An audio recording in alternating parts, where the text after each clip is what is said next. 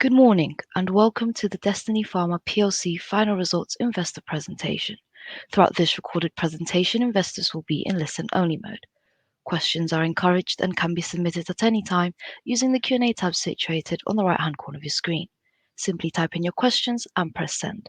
The company may not be in a position to answer every question received during the meeting itself. However, the company will review all questions submitted today and publish responses where it is appropriate to do so.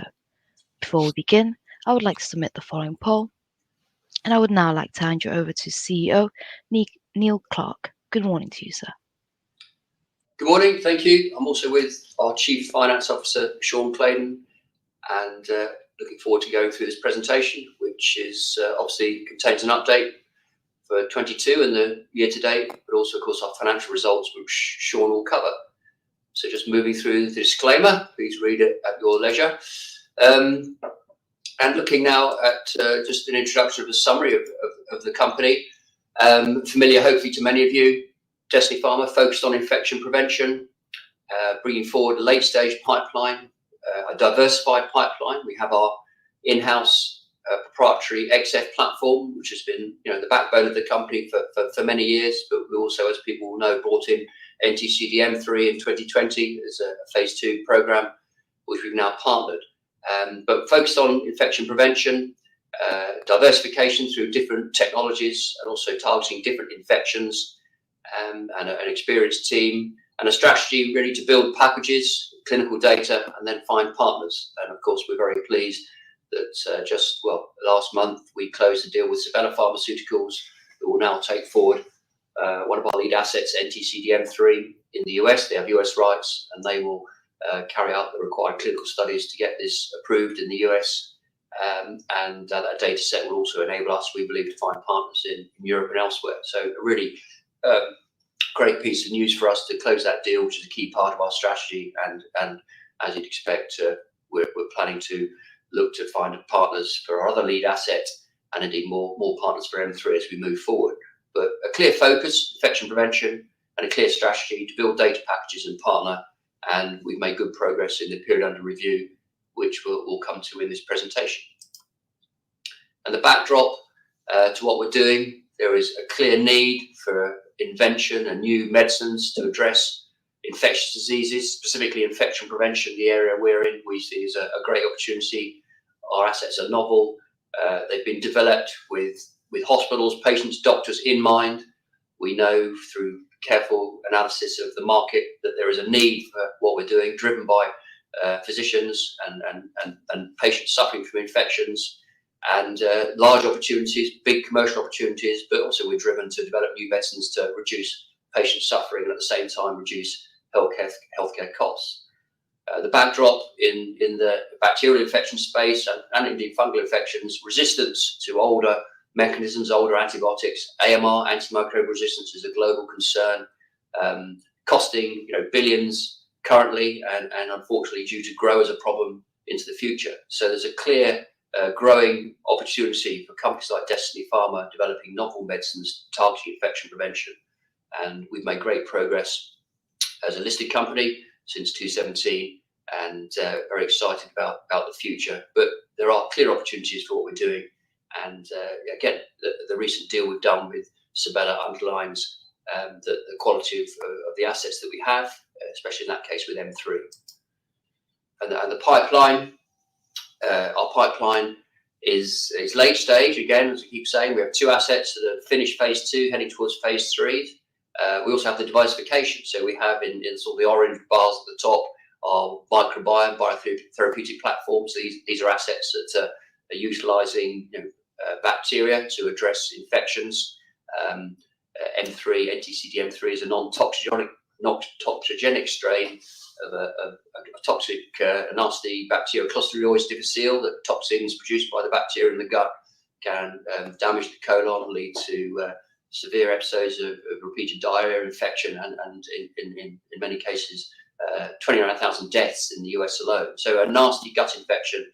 We have a late-stage program there, NTCDM3. And we have the validation now of the quality of that asset because we have a partnering deal signed with Sabella Pharmaceuticals, who will take that forward now and invest in the final clinical studies and hopefully get the product approved in the USA. We have obviously a carried interest in their success.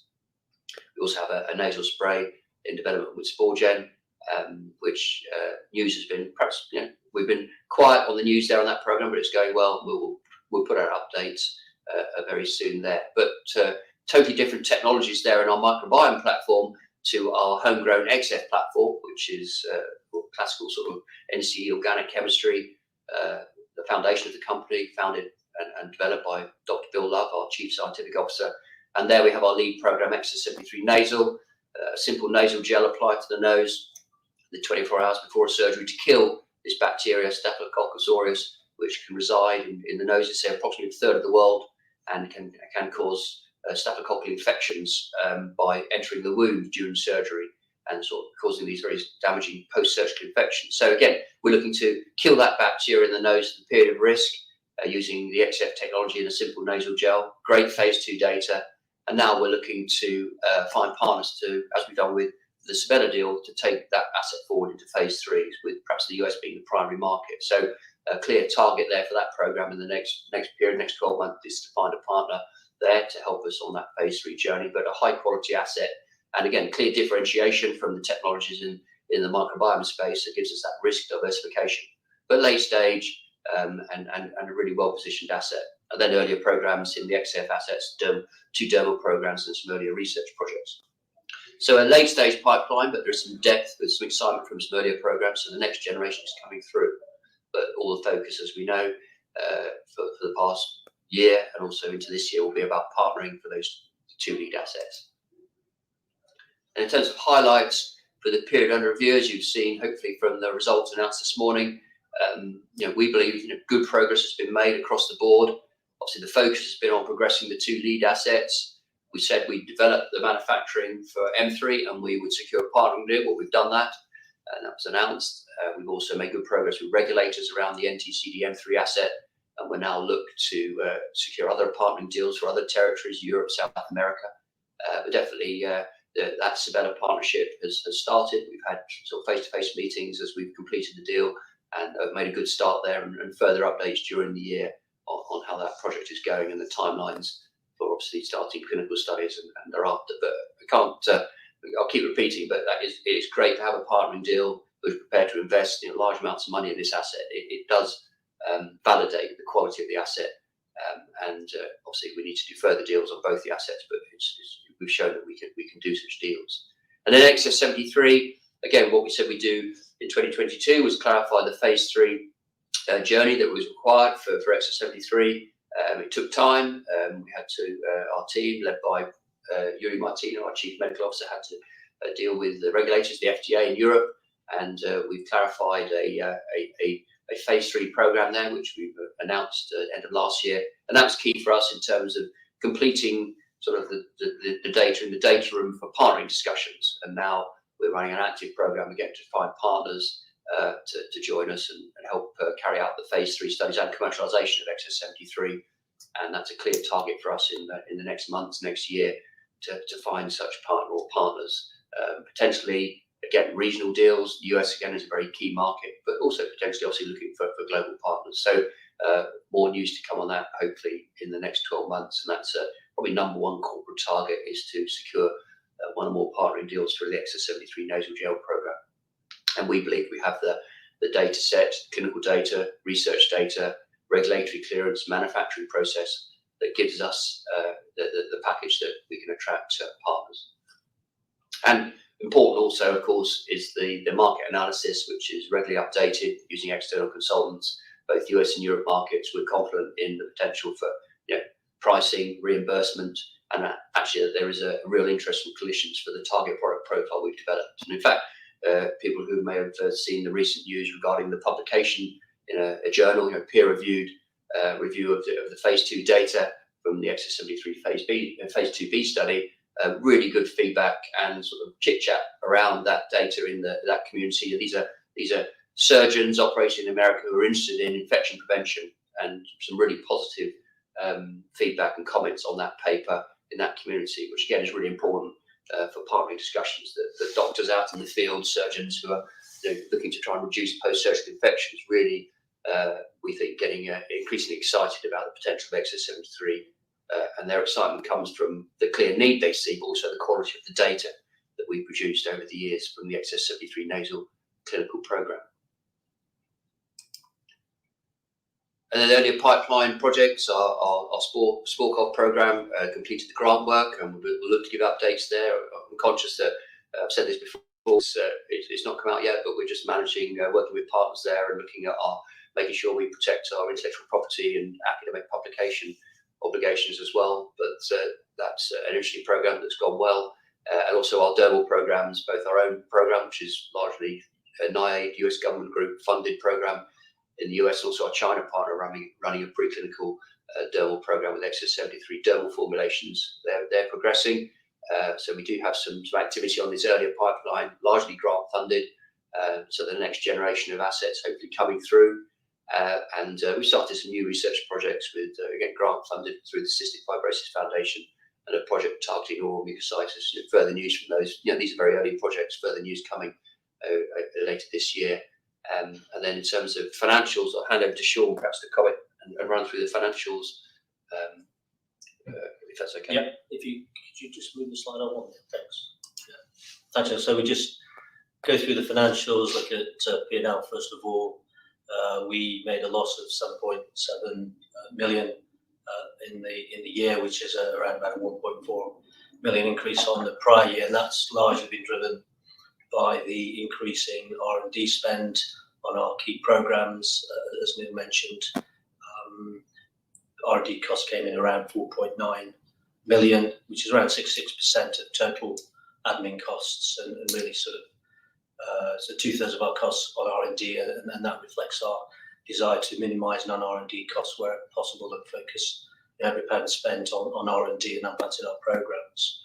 Within the 4.9, around 85% plus of that is really on the 2 lead programs, which Neil's briefly spoke about, and again reflects our focus on really driving those programs forward. In terms of non-R&D costs, they're broadly flat around 2.5 million, and there's a small increase due to some additional staff costs as we've increased headcount slightly. But again, in terms of other non-R&D costs, corporate admin overheads, that's relatively stable around 1 million. And again, it's a reflection of our desire to minimise those costs wherever possible. I just mentioned that the 1.2 million R&D tax credit is again an increase on last year, really reflecting that increase in R&D spend. I think I've moved to the next slide just to quickly cover off on the balance sheet as well. Balance sheet at the end of the year, just under 9 million of assets, was relatively strong. Main items, as you can see on the slide, is cash position, which was around 5 million, and that really reflects a net operating outflow of around 6 million, which was offset largely by the fundraise we did in March 2022, where we received net proceeds of around 6.1 million. Also, we've got the 2.2 million of non-current assets, is primarily the intangible asset, being the upfront payment for NTC-DM3, which was the deal we did in November 2020. And then we have around 1.2 million tax credits sat in receivables, which we hope to be receiving in the next month or so. Liabilities are fairly small increase due to some accrued costs in relation to the M3 project at the end of the year. But the key point is that we had good cash position at the end of the year, and we further strengthened the balance sheet, as the market is aware, recently via a 7.3 million fundraise, and that with our existing cash resources plus the upfront payment of $1 million from the Sabella transaction really puts us in a very strong position cash-wise, gives us a runway well into the second half of 2024, and enables us really a good window of opportunity to deliver on some partnering deals and to advance our programs. That's about it financially. Okay, thanks, Sean. So the presentation now moves on to familiar sections for people who have followed the company recently. So we'll move through these slides and obviously take questions at the end. So NTC-DM3 is our lead program, now partnered with Sabella, who have US rights. And it's looking, as I said earlier, to prevent the recurrence of this nasty infection caused by bacteria that can live in the gut, called Clostridioides difficile. There are toxic strains. The toxin is very damaging to the lining of the colon. And as I said, in the US, reported 29,000 deaths a year, which is similar levels to prostate cancer. So it's a serious healthcare concern. Has significant costs. Again, numbers are more easily available in the US, but similar numbers across the rest of the world. But the US is obviously a key target market.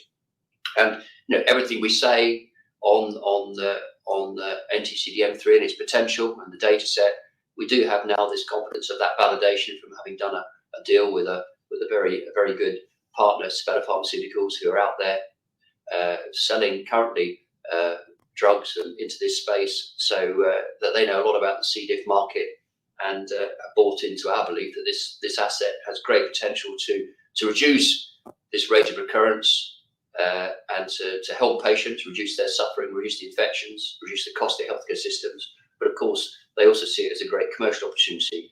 We have to acknowledge the fact that we need to sell these drugs, these medicines, to make money, to make a commercial return. And they're very good at that currently. So they believe in the potential of NTCDM3 to deliver profits and revenues. And of course, that success, once it's approved, hopefully, say 2027, will drive our return. And our return, of course, comes in some development milestones, but also ultimately the big return comes from our share of sales, be it royalties or sales milestones. So great to have that validation of a partnership. And M3 is, as people again will know, we licensed in 2020 from Professor Dale Girding, one of the world's leading experts in C. difficile. This asset had previously been with a large American, very successful pharmaceutical biopharma company called Pharma that got bought by Shire. This asset didn't fit with Shire's portfolio, so it got handed back to Professor Girding, and we were lucky enough to work with him and to in-license it in 2020. We've invested significantly in developing the package that we acquired through regulatory, scaling up manufacturing, and in 2.5 years we've done a deal with Sabella. Again, we believe validating the business decision we took to in-license it in the first place. Obviously, the real test will come as it's moved through phase 3 studies and then launch. But a great success for us as an in-licensing project. And again, the quality of the asset we saw then in terms of its game-changing reduction in the rate of recurrence down to say 5% compared to 30% placebo comparator really is, if we can deliver data close to that in a phase 3 study, that is game-changing data. And the profile of this asset, being a sort of naturally occurring non-toxic strain of C. difficile that can reside in the gut safely for the period of risk, can kick out the toxic strains through by occupying sort of similar environmental niche. It gives a very easy to use, stable, safe product, which we think, and Sabella obviously agree, has potential to really capture a large part of this market and stop the recurrence of C. difficile. Again, Sabella very much focused on the US market, but we see opportunities in other territories as well. And the market in C. difficile is an attractive one. So there is some competition at the bottom here in these sort of darker blue boxes. You see companies such as Ceres or Robotics, who are at late stage, who are working in the fecal matter space. So this is where they take healthy feces and they treat it. And these are very expensive products, we believe, that are focused perhaps on the more extreme cases on the right-hand side of patients who are suffering from multiple recurrence. There'll be expensive products. There are, in some cases, safety concerns, and also the recurrence rates, the actual data of how they can reduce the rate of infection, the recurrence of infections is not as good as the phase 2 data we have on M3. So as I said, if we can repeat the phase 2 data in the phase 3 with Sabella, then we will have game-changing data and clear advantages in terms of the profile of M3. It's a single strain, not a basket of bacteria extracted from healthy feces, and other advantages in terms of can be made much more cheaply, so pricing can be more competitive. So again, Sabella confirmed that they believe in this story. They understand this space very well. We need to crack on, get the clinical studies done with them, and get it out there in the market. And we believe it will find its space, and we can get a very attractive commercial return from Sabella's work in finishing the clinical studies, but obviously then commercialising the asset through their sales force. And the phase 3 plans we've agreed previously with sort of the FDA and EMA, a single phase 3, 700 patients, and we believe that if the study, as we expect, to start next year, then take two years to recruit patients, and then hopefully file the data in 2027. Obviously now it's partnered with Sabella, US rights, so they will take over, and I will take over the management of the clinical development. We're obviously there on a steering committee, but our key responsibility is to finish off the manufacturing of the clinical study material that's required to take into the study. And we've had kick-off meetings with Sabella, and through our steering committee structure, we'll be able to give further updates on timelines as they progress, but we will be working together with them, and we've had a great start to that collaboration.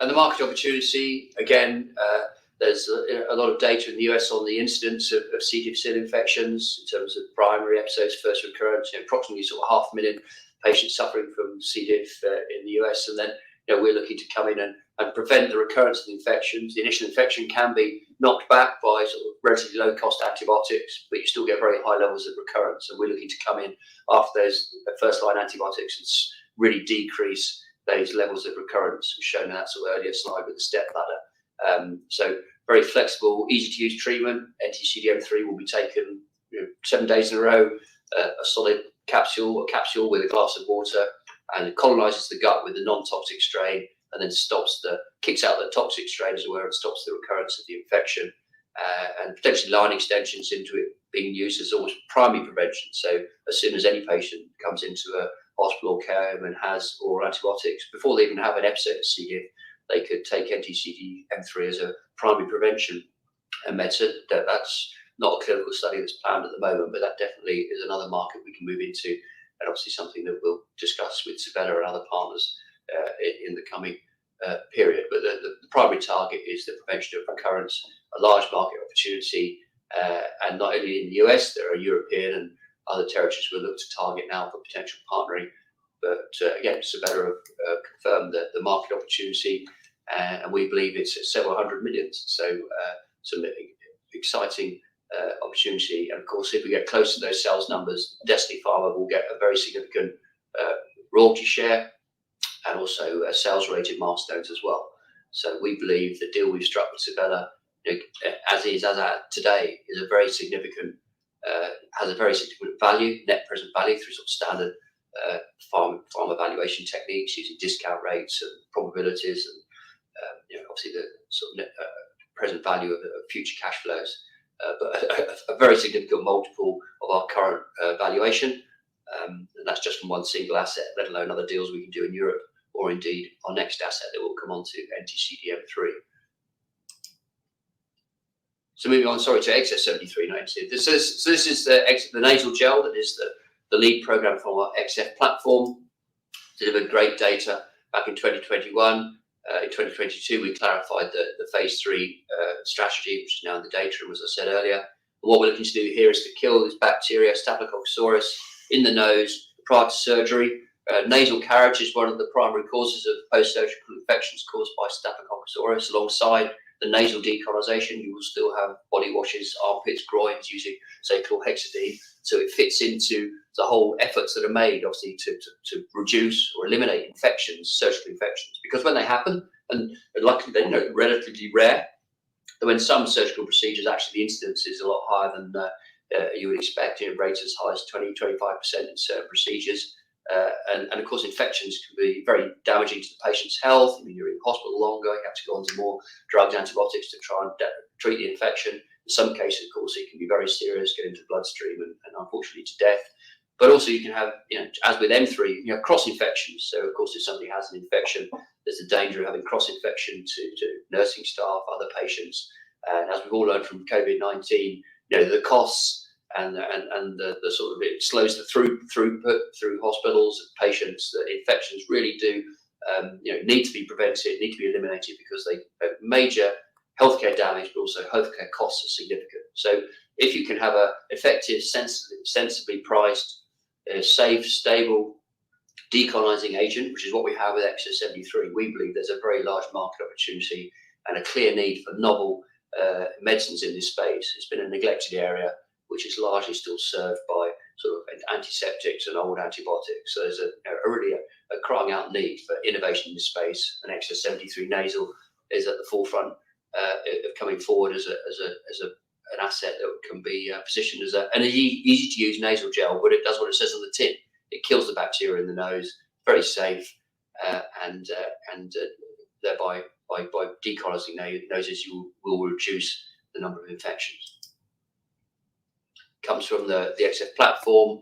It's got great, it's been in 7 clinical studies, including the most recent phase 2 study. It's always demonstrated that it kills the bacteria very fast, within 10 minutes. And this very rapid action means that we're not seeing resistance generation. So it addresses that global threat of antimicrobial resistance, which is regulatory authorities across the world, from the WHO down to the NHS, are looking to reduce bacterial resistance, the generation of superbugs, because of course once you do have superbugs, they suddenly can get out of control, and a whole range of antibiotics can't kill them. So XS73 has clear attributes alongside its fast, safe action, as well as addressing that threat of AMR, which we believe will help its uptake in the market, hopefully when it finishes its phase 3 studies and it's launched.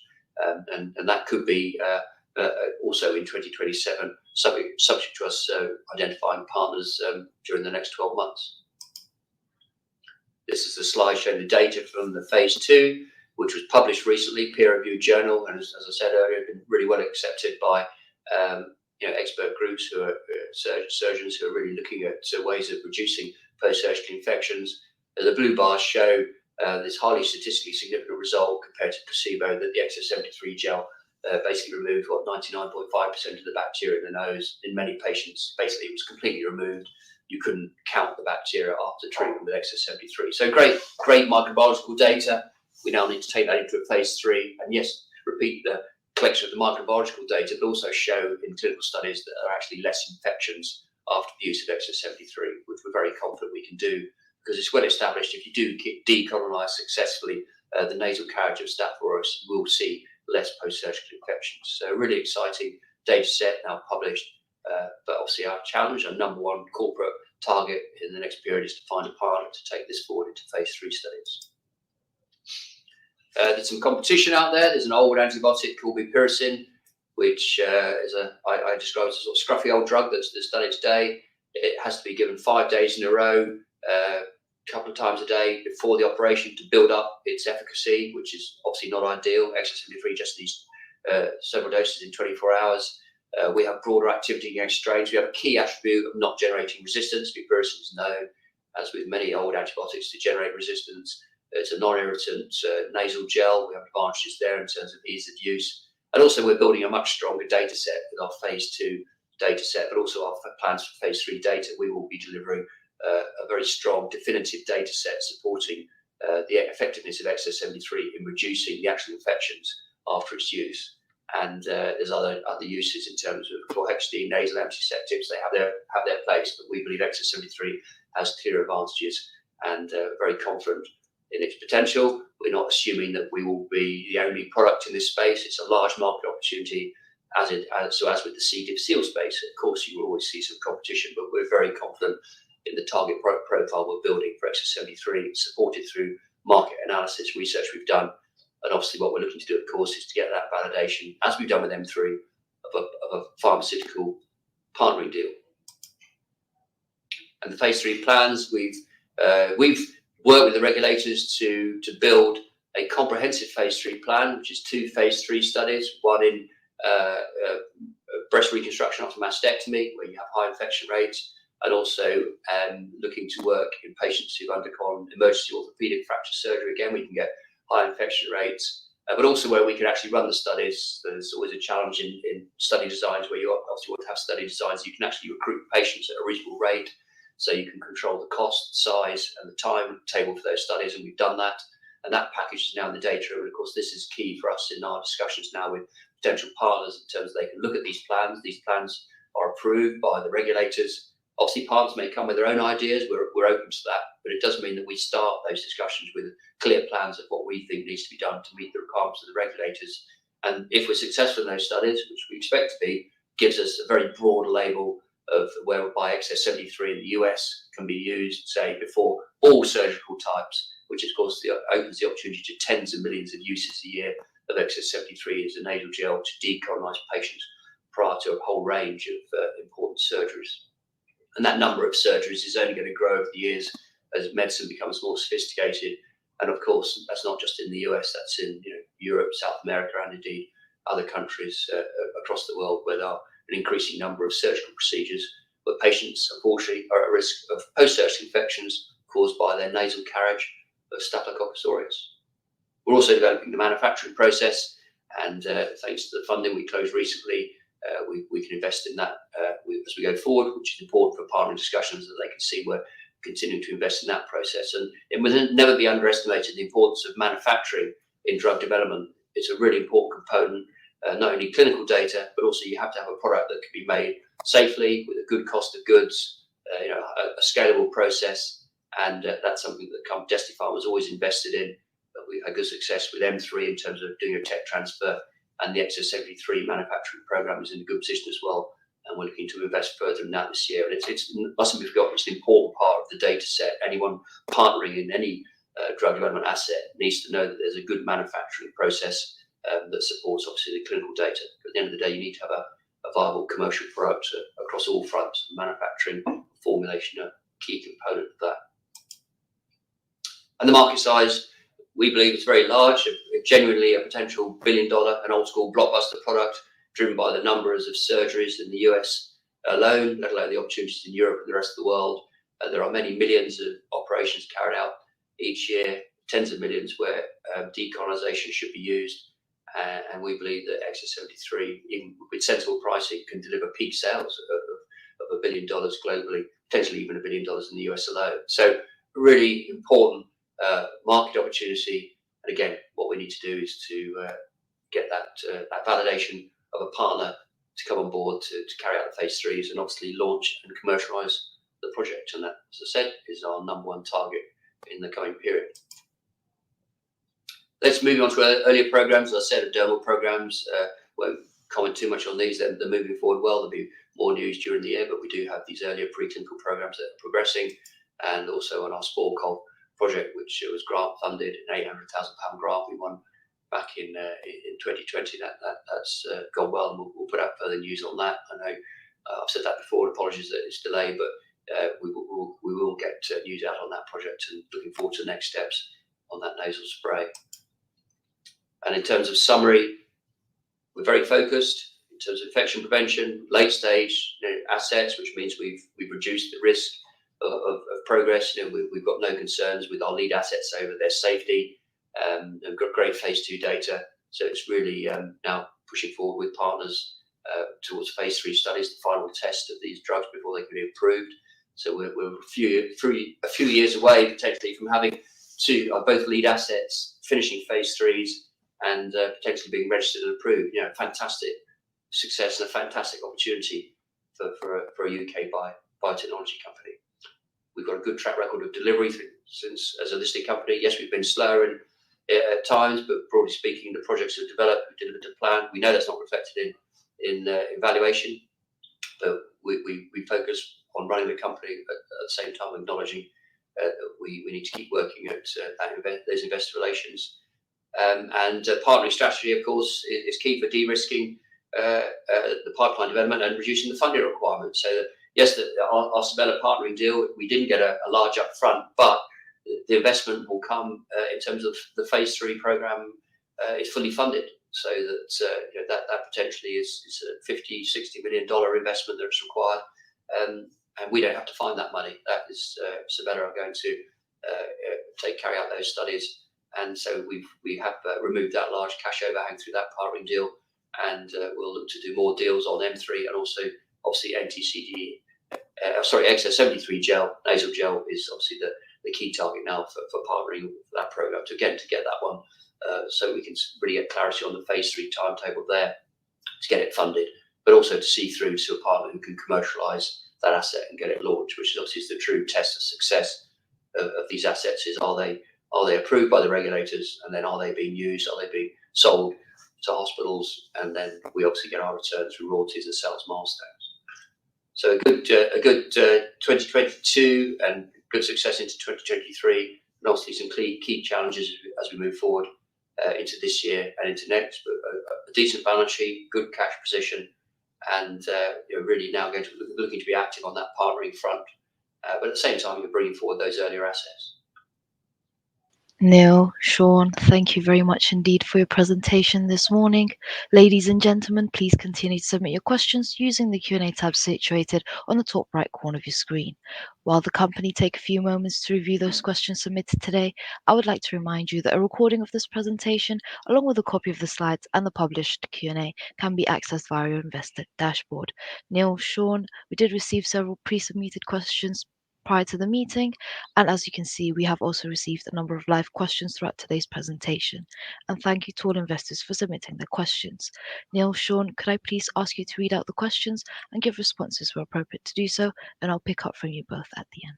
Thank you. Okay, thank you. I mean, some of them tried to cover some of the aspects during the presentation, but one question regarding more details on some of the agreements, obviously the M3 licensing agreement. Well, we have obviously through the process we have disclosed what we're permitted to disclose of the key terms of the Sabella agreement. You don't always disclose full details because obviously the other party doesn't necessarily want everything disclosed, because for both parties it could affect other commercial discussions. Because obviously we're looking to talk to other companies regarding partnering on M3 and indeed XS73. So it's not normal to disclose every detail, because people may think, well, you're going to do exactly the same in another deal, when of course each deal is done on an individual basis. So I think we can't disclose more than we've currently disclosed regarding timetables for say M3 with Sabella. Yes, we'll as we really get to working together closely with them, as I said, we've had the first meetings, we will give updates coordinated with Sabella on potential timelines later this year. And obviously, in terms of, as I said, other plans, yes, we're very active with both assets, looking for other partnering deals across the world. I would say our number one target is partnering deals around XS73 nasal, but we also continue a campaign looking for obviously territories outside of the US, say Europe, South America, Japan, for NTCD M3.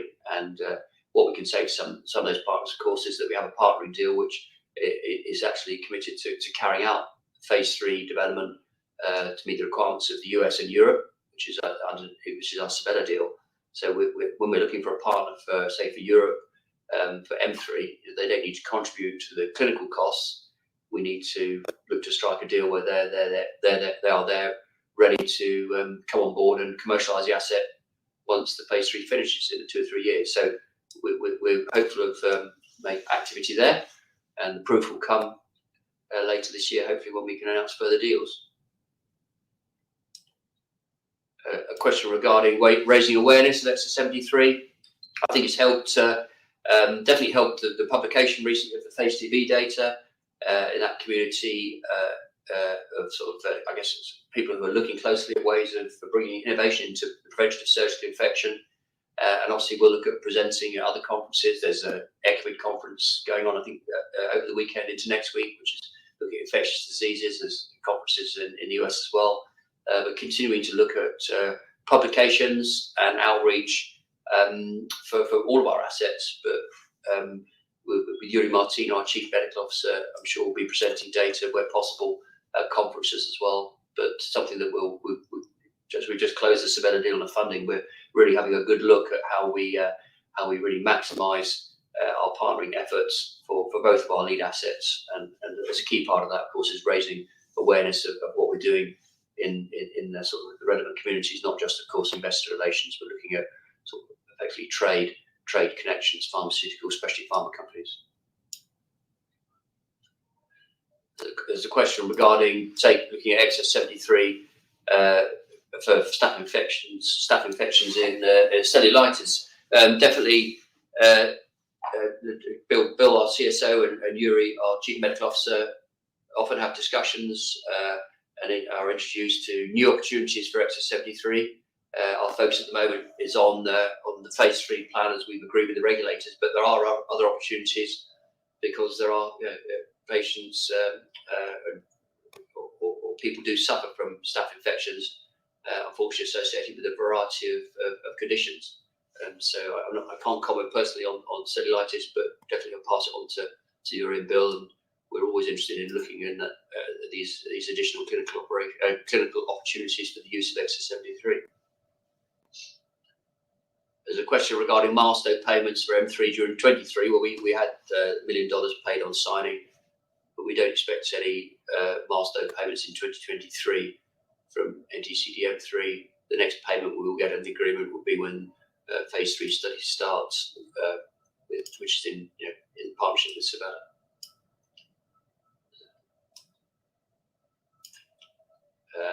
So there's a question regarding the potential to administer XS73 by other routes. I mean, it's not available in an IV formulation.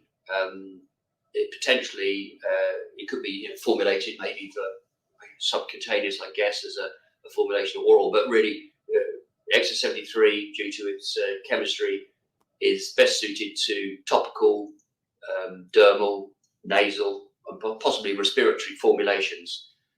So in terms of sepsis, serious blood infections, it's not. We're not currently developing it as a formulation that could be given sort of as an infusion as a bloodstream to treat sepsis.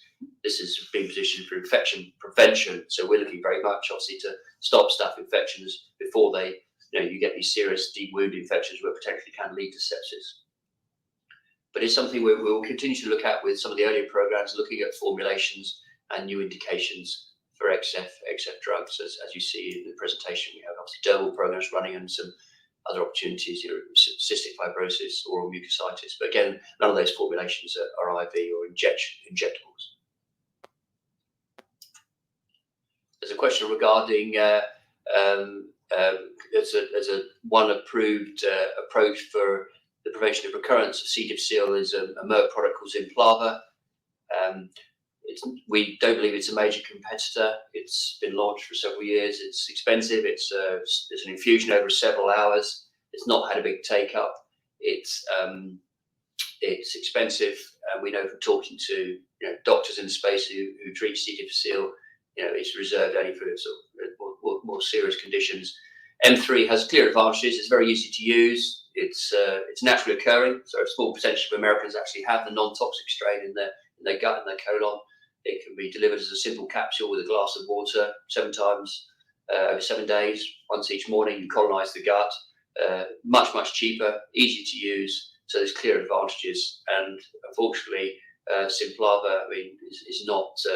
Its sales are not growing particularly successfully, and we believe that reasons for this are its ease of use, its efficacy, its cost, and its clear advantages for NTCDM3. So it's obviously Merck have invested in the program because they see the market opportunity, but we believe NTCDM3 is more than a match for the competition.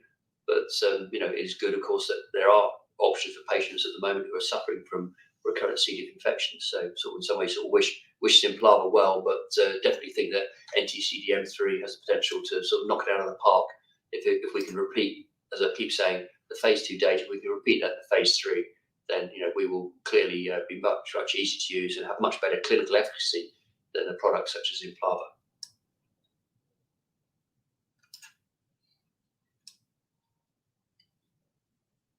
There's a couple of questions on Sporkov. We'll give further updates on that. Potentially it could move into human studies in the Western world potentially later this year into next year. But it's not currently in our plans because the funding would be required. We'll be looking at partnering opportunities. Remember, this is a 50-50 collaboration with Sporgen, UK company expert in this space. But we'll perhaps wait till we give further updates later in the year on this program. But definitely, we've got some interesting data coming out, which we believe underlines the potential of Sporkov, but we haven't yet clarified next steps. We'll work with our partner on what we can say publicly on that. But we believe the product has legs. We are looking seriously at what could be the next steps. And the question on partnering for XS73. Yes, there are discussions ongoing. We have some leads, as you'd expect. We've always been open to talking to potential partners ever since I've been here for 7 years. Obviously, what we need to do now is accelerate these discussions and close a deal. And we set ourselves the target, say, in the next 12 months of closing a partnering deal for Exit 73. So we said that a year ago with M3, and we were a little bit late, but we did deliver a deal in February, and we're looking to do the same with Exit 73. Now, I'm pretty confident the deal will be a different deal structure, but the principle's the same. We're looking to find a partner for Exit 73 to carry out the phase 3s and then commercialise the asset.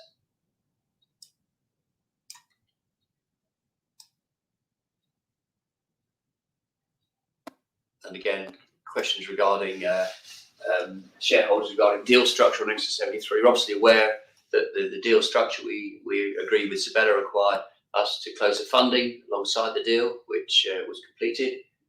We're fully aware of the implications of the discount that was required in difficult markets, and obviously the board are under no illusions that we need to the Exit 73 deal we're looking to strike. The intention is not to do a similar deal and come back to the market with a deal and requiring funding. Obviously, we need to get into detailed discussions with parties to confirm that, but definitely we're fully aware of the importance of looking to structure a deal, different structure around Exit 73 nasal, and that's obviously a target for the board and management to deliver.